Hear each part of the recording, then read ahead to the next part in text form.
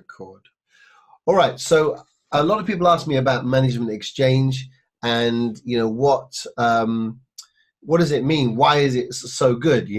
So I'm going to kind of break it down for you. First of all, I'm going to break it down using a different business example. All right, because I want you to understand it. Just the concept first of all. So let's look at it like this.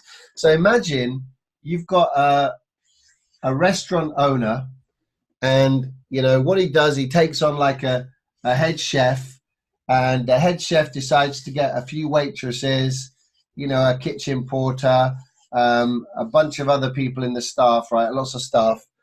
And what he does then is he goes and he spends all this money training this chef, training these people to do a great job. Okay. Now, who gets all the money out of that position? These guys get paid a salary. This guy has a business, right?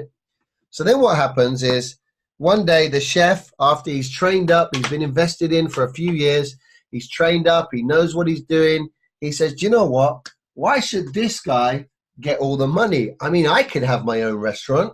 I could run my business. So what he does is he goes over here and he says, well, I'm going to run my own restaurant now. I'm going to have my own show. And then I'm going to say, well, hey, these are all my friends from the kitchen. Do you know what? You guys should all come and work with me, right? So now they all go over here, start working with him. Okay. This guy's business now tanks, right? Because he hasn't got all this experience. So maybe he has to hire somebody new, less experienced, they don't know the system, don't know the clientele, don't know the menu. They've now got to upskill. So there's going to be a drop in his business, right? Maybe a failed business. Does that make sense? Now, how much money does this chef pay back to this guy from the profits he makes? How much money does the original owner get from the chef? Anyone?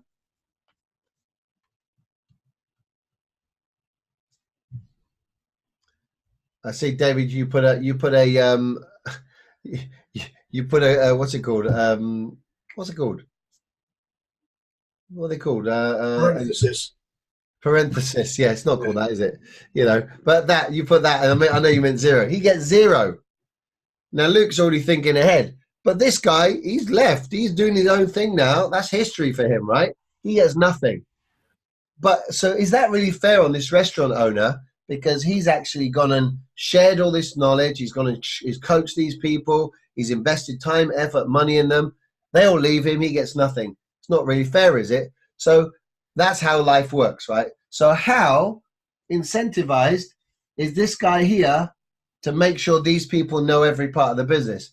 Not much at all, right? In fact, he wants him just cooking. He wants them just waiting, him just kitchen portering. He doesn't want them knowing anything other than their job. He certainly doesn't want them to show them how to run the business or do the books or hire and fire or manage the business or market. He doesn't want to share any of that because he doesn't want them to leave, right? In our business, it's different to that. So what happens in our business is, imagine this person here is now an executive vice president.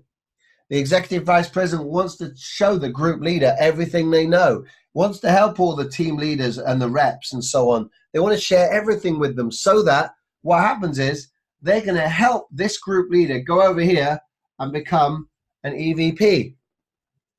And so when somebody pops out as a vice president, we love that because number one, that's what leadership is all about. It's producing new leaders. So that's key.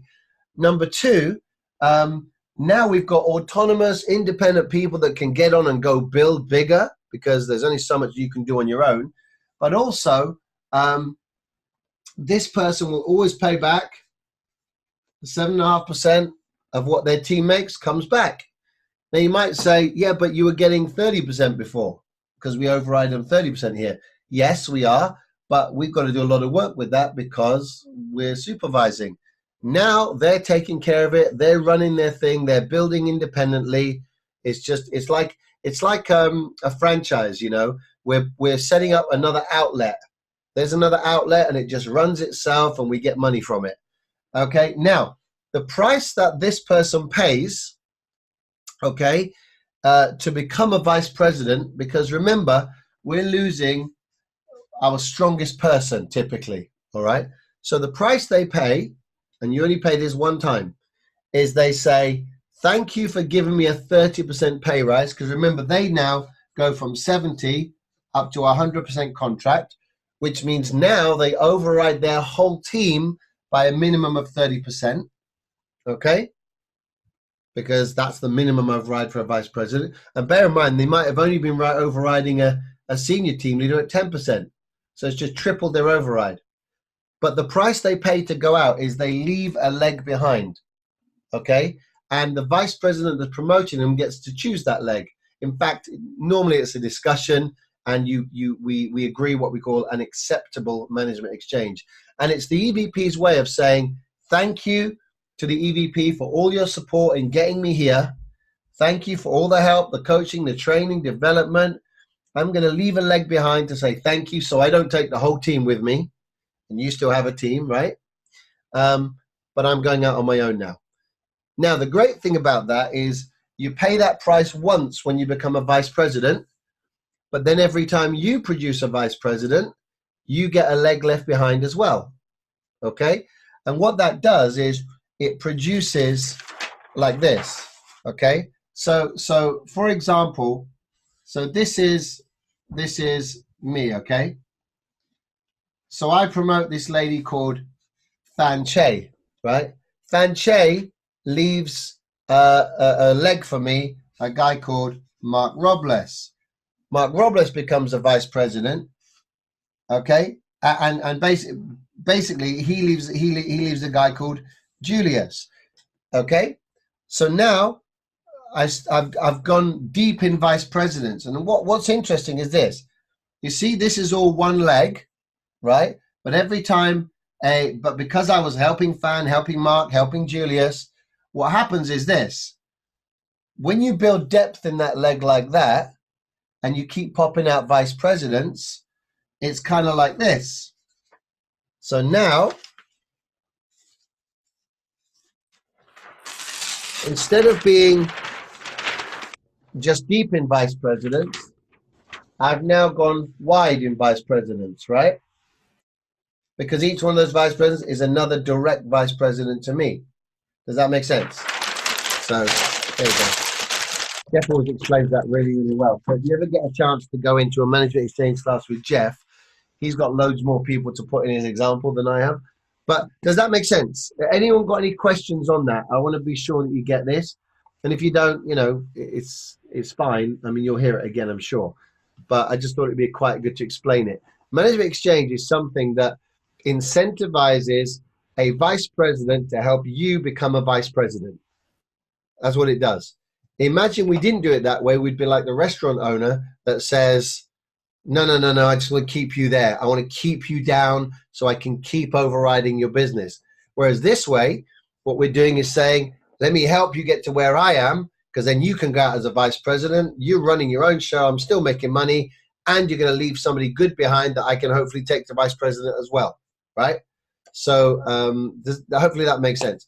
The other thing to remember is, because you're the promoting vice president can choose the leg, and typically they will take either one group leader, 2 senior team leaders, or 3 team leaders. Okay, that's what they can take, or some kind of combination. You know, there are various combinations on that, but basically that's typically what they will take. Okay, so now you as a rep who's trying to build, so someone like David, you're right on my screen again, you're trying to build a business. So what you've got to be thinking about is David going, well, I want like 3 or 4 group leaders, because then when MJ takes one of them, it doesn't matter, you still got 3 left. Where it can be a problem for you is if you go, well, I'm only going to build 1 strong leg, because then when you're ready to go vice president, the vice president says to you, well, I'm going to take your strongest leg. And now you go out and you've got a very weak team and you struggle as a vice president. So the key is you want to go, you know, you want to get 3, I'd say at least 3 if you can, but ideally 4 or 5 group leaders wide, because the plan is not just to become a vice president, right? It's to become a senior vice president. So if you go at least 4 wide with group leaders, right? When your EVP promotes you and takes one of them, so now you no longer have that one. This is still you, but you now still have 3 potential vice president legs in width, which is what you need to become a senior vice president. Does that make sense? So it just means you end up going out strong and you'll become a senior vice president quicker. So Mel Pagano, I can't remember the numbers, but I think she became a vice president. I think it was in 10 months. There's an interview I did with her on the group, 10 months. And I think she became a senior vice president in like 11 months after that.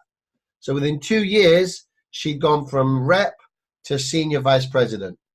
So it just shows it doesn't have to take long, but this is basically how she did it. Okay? Hopefully that makes sense to everybody. This is a quick video on Management Exchange. And again, if we are sharing this on any of the groups, post your comments, ask your questions, and we will answer them. Okay?